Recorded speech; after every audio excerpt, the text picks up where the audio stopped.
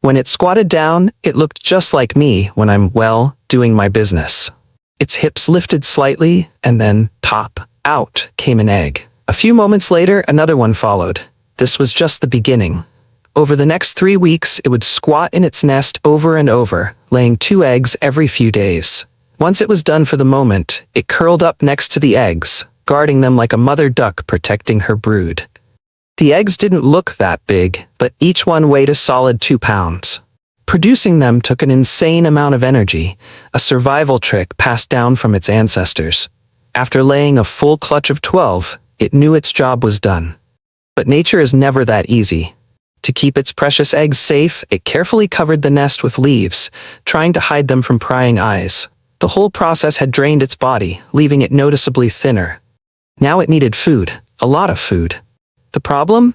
There wasn't enough on the island. That meant one thing, it had to leave. And yes, it could fly. In fact, it wasn't just any flying animal, it was one of the biggest to ever take to the skies. Quetzalcoatlus, a prehistoric giant with a badass mohawk crest to match its dominance. But being big doesn't mean being invincible. The moment it left, an uninvited guest arrived, not out of malice, just hunger. There wasn't enough food here for 2 nests, one had to go. Sniffing around, the intruder easily spotted the poorly hidden nest. The Quetzalcoatlus thought it had done a good job covering its eggs, but to this dinosaur, it was an open buffet. And then, crack. One egg shattered between sharp teeth, another bite, crunch, another life lost before it could even begin. Not satisfied with just stealing, the intruder went further, thrashing, stomping, tearing the nest apart. By the time it was done, everything was in ruins, but fate wasn't completely cruel. Just as the destruction was nearly complete, the rightful owner returned. It saw what had happened, and it wasn't going to let this slide. The two clashed in a violent struggle, each fighting for survival, for dominance, for the future.